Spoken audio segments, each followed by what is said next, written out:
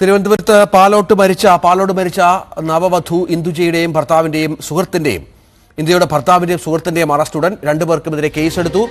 വളരെ പ്രധാനപ്പെട്ട ചില കാര്യങ്ങൾ ഇപ്പോൾ പുറത്തു വരുന്നുണ്ട്. അതിലൊന്ന് ഈ അഭിജിത്തും കൂട്ടുകാരൻ അജാസും ഇതിൽ പങ്കാളിയാണ്. ഭർത്താവ് അഭിജിത്തും കൂട്ടുകാരൻ അജാസും ഇതിൽ പങ്കാളിയാണ്. ഈ അജാസ് എന്ന് പറയുന്ന സുഹൃത്ത് ഇന്ദുജയെ മർദ്ദിച്ചിരുന്നു എന്ന വിവരം കൂടി ഇപ്പോൾ പുറത്തു വരുന്നുണ്ട്. ഇന്ദുജയുടെ ദേഹത്ത് പരിക്കുകൾ അടുത്ത കാലത്തായി ഉണ്ടായതാണ്. ഇതുകൂടാതെ ഇന്ദുജയുടെ മറ്റൊരു സുഹൃത്തിനെ കൂടി ഇന്നലെ രാത്രി ചോദ്യം ചെയ്തു പോലീസ് എന്ന വിവരം കൂടി പുറത്തു വരുന്നുണ്ട്. അഭിജിത്തും അജാസും തമ്മിൽ ഇന്ദുജയുമായുള്ള ബന്ധത്തെക്കുറിച്ച് വഴക്കുണ്ടായിരുന്നു എന്ന വിവരങ്ങൾ പുറത്തു വരുന്നു. വി ബി വിനോദ് ഏറ്റവും പുതിയ വിവരങ്ങൾ പങ്കുവെക്കും. വിനോദ, ഇപ്പോൾ ഒരുപാട് ദുരൂഹതകൾ ഈ വിഷയത്തിൽ ഉണ്ടാകുന്നു എന്നാണ് മനസ്സിലാക്കേണ്ടത്. ഇന്ദുജ ആത്മഹത്യ ചെയ്തു എന്ന് പോലീസ് പറയുന്നുണ്ട്. ചെയ്തെങ്കിൽ അതിന് തക്കതായ കാരണമുണ്ടായിരുന്നു. എന്താണിപ്പോൾ ഒരു നിഗമനത്തിലേക്ക് പോലീസ് എത്തിയിരിക്കുന്നത്? ഇപ്പോൾ കേസെടുത്തു, വിവിധ വകുപ്പുകൾ ചേർത്ത് എന്നാണ് മനസ്സിലാകുന്നത്. അറിഞ്ഞിട്ട് അഭിജിത്തിനും അജാസിനുമെതിരെ ജാമ്യമില്ലാ വകുപ്പുകൾ ചുമത്തിയാണ് ഇപ്പോൾ കേസെടുത്തിരിക്കുന്നത്. ഇതിൽ അഭിജിത്തിനെതിരെ യുവതിയുടെ ഭർത്താവാണ് ഭർത്തൃപീഡനം, ദേഹോദ്രവം ഏൽപ്പിക്കൽ, ആത്മഹത്യാ പ്രേരണ, ഈ 3 കുറ്റങ്ങൾ ചുമത്തിയിട്ടുണ്ട്.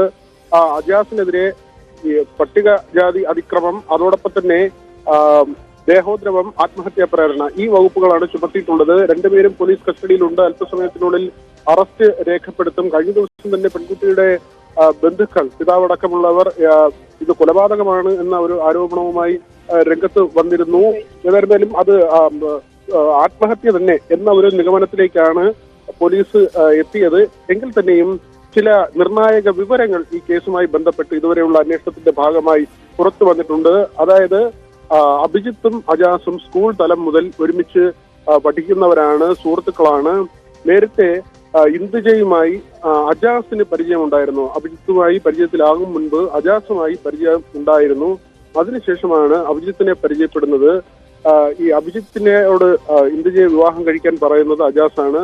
ഇന്ദുജയോട് ഇതേ ആവശ്യം തന്നെ അജാസും നേരത്തെ നൽകിയിരുന്നു, ഇങ്ങനെ ഇരുവരും വിവാഹം കഴിക്കണമെന്നത്.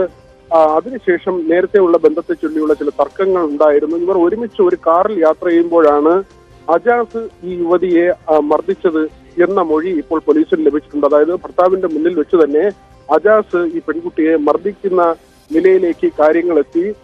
ഇവർ 3 പേര് നേരത്തെ തന്നെ പരസ്പരം പരിചയമുള്ളവരായിരുന്നു. ഇവരുടെ യാത്ര എവിടേക്കായിരുന്നു എന്നത് സംബന്ധിച്ച് ഇതുവരെ ഒരു വിവരം പോലീസിന് ലഭിച്ചിട്ടില്ല. പാലോട് ഭാഗത്ത് നിന്ന് തിരുവനന്തപുരം നഗരത്തിലേക്ക് യാത്ര ചെയ്തു എന്നാണ് പറയുന്നത്. പക്ഷേ ടവർ ലൊക്കേഷൻ പരിശോധിക്കുമ്പോൾ അത് പൂർണ്ണമായും വ്യക്തമായിട്ടില്ല. ഇരുവരുടെയും ഫോണുകൾ പിടിച്ചെടുത്തിട്ടുണ്ട്. അത് ഫോറൻസിക് പരിശോധനയ്ക്ക് കൈമാറുകയും ചെയ്തു. അഭിജിത്തിന്റെ അമ്മൂമ്മ നേരത്തെ പോലീസിന് മൊഴി നൽകിയത് ഇന്ദുജയെ മരിക്കുന്നതിന് മുൻപ് ആരെയോ ഫോൺ ചെയ്തിരുന്നു എന്ന കാര്യമാണ്. അത് പോലീസ് പരിശോധിച്ചു. അജാസിനെയാണ് ഏറ്റവും ഒടുവിലായി പെൺകുട്ടി വിളിച്ചിട്ടുള്ളത്. ഈ 2 യുവാക്കളും ചേർന്ന് പെൺകുട്ടിയെ മാനസികമായും ശാരീരികമായും ഉപദ്രവിച്ചു എന്ന് തന്നെയാണ് മനസ്സിലാക്കാൻ കഴിയുന്നത്. ഇവരുടെ വിവാഹം പോലും രജിസ്റ്റർ ചെയ്തിട്ടില്ല. അത് ഏതെങ്കിലും തദ്ദേശ സ്ഥാപനത്തിൽ രജിസ്റ്റർ ചെയ്തിരുന്നില്ല. മറിച്ച് ഈ അമ്പലത്തിൽ വെച്ച് താലി കിട്ടി എന്ന കാര്യമാണ് പറയുന്നത്. ഒരു പക്ഷെ പിന്നീട് പെൺകുട്ടിയെ ഒഴിവാക്കാൻ പോലും ആലോചിച്ചിരുന്നോ എന്ന തരത്തിൽ കാര്യങ്ങൾ പോകുന്നുണ്ട്. പെൺകുട്ടിയെ 2 യുവാക്കൾക്കും നേരത്തെ പരിചയമുണ്ടായിരുന്നു.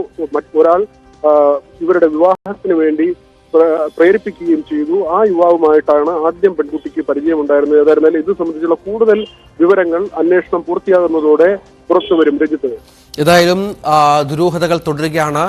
മറ്റ് ചില ആളുകൾ കൂടി ഈ കേസുമായി ബന്ധപ്പെട്ട് കടന്നു വരുന്നുണ്ട്. നിരന്തരം മർദ്ദനമുണ്ടായിരുന്നു, ഗാർഹിക പീഡനമുണ്ടായിരുന്നു. വകുപ്പുകൾ ചേർത്ത്, നിരവധി ശക്തമായ വകുപ്പുകൾ ചേർത്ത് ഇപ്പോൾ ഇരുവർക്കുമെതിരെ പോലീസ് കേസും രജിസ്റ്റർ ചെയ്തിട്ടുണ്ട്.